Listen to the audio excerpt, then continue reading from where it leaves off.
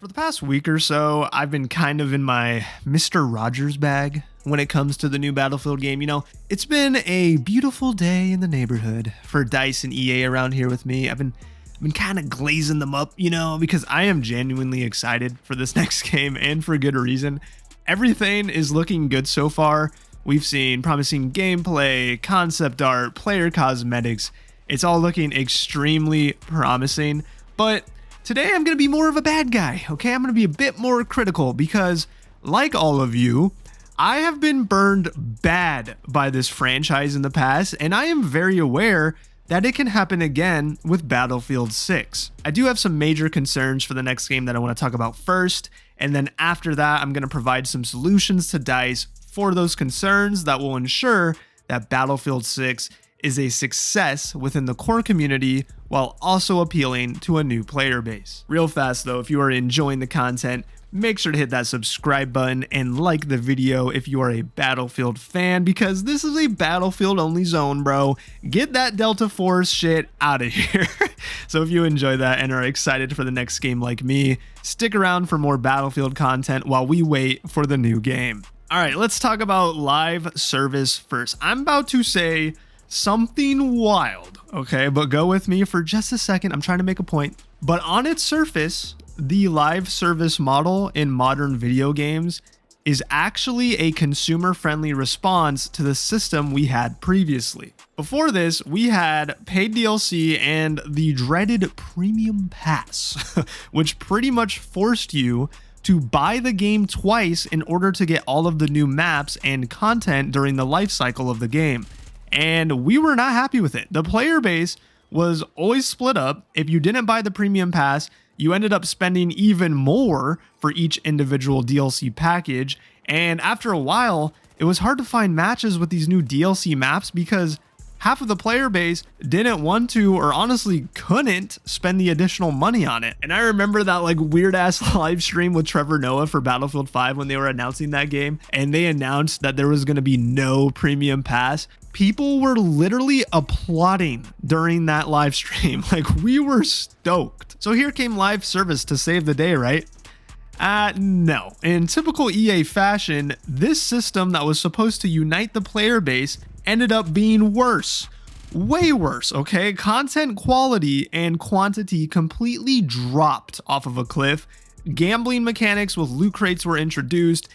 In the same time span where we would usually receive 4 new maps with each DLC, we would just get 1 map with the live service model, and the community got so bored, we would dip out for months on end until DICE would finally give us a little morsel of content to bring us back temporarily. Here's the reality though, live service, or you could call it like battle pass, right? That model for video games is not going anywhere, so we just kind of have to deal with it. But I do believe it can be done better than what we've seen in Battlefield, because if it's done right, it's actually a great way to keep people engaged and playing the game. And to do it right, you have to launch the game finished and polished, and with new content ready to go in a month or so after launch at maximum. Otherwise, if you're using battle passes and seasons to fix the game like they did with 2042, what they're doing is they're pretty much just selling you the early access edition of the game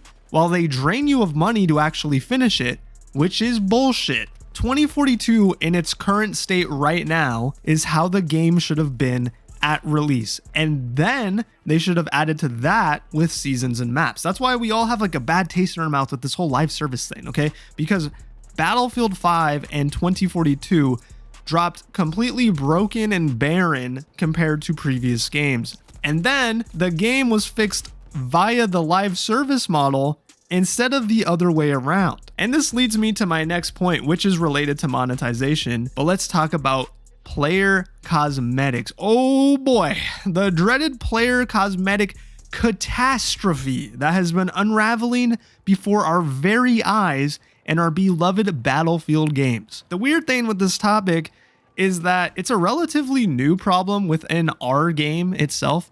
Like, Battlefield 5 started it, and then 2042 took it to the fucking extreme. Before this, we did not have any problem whatsoever with goofy, immersion breaking, unicorn player cosmetics in our game, because honestly, you couldn't even really customize your soldier at all. It was just like surface level uniform skins where you could change the color or pattern like with Battlefield 4. And what boggles my mind, DICE and EA have a blatantly obvious example of what not to do with Call of Duty. If you remember before Modern Warfare 2019 dropped, the Call of Duty community was pissed. The cosmetics in Black Ops 4 were getting completely out of hand. There was like rubber ducky skins, Easter bunny skins, like it was disgusting, bro. I think people forget that the reason Modern Warfare 2019 was so popular and successful, including Activision themselves, was that the tone of that game came back down to earth, at least initially. The player models looked like standard military personnel. It was gritty and dark and felt like a war. Like, who would have guessed we would have liked that, right? Cosmetics in a war shooter game are actually a big fucking deal, because in a way, it determines the identity of your game. How can you relate to a game where you are killing people over and over again if you are dressed like Chuck E. Cheese? But with Modern Warfare 2019, they seem to have corrected course, right? Yeah, for like 3 months. And then it all came storming back. And look where we are now, guys.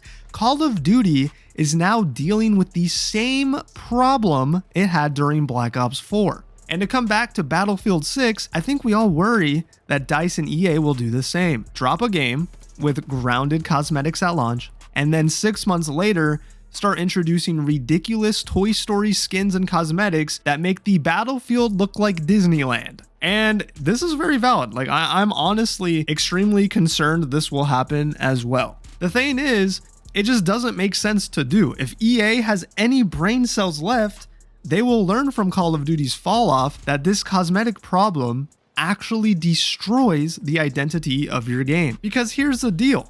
You can make cool skins and player cosmetics that we will buy without having to make them goofy. In fact, any skin that I ever bought in 2042 were the skins that looked normal. You know what I mean? Like, the skin that actually looked like a normal military guy are the ones I actually ended up buying. And it's pretty damn simple. Here's how you do it. Number one, DICE and EA, I am talking to you right now. You know, if you want to make some goofy shit and you just really can't help yourself, you're like, I just really want to make some goofy shit. You know what? Fine.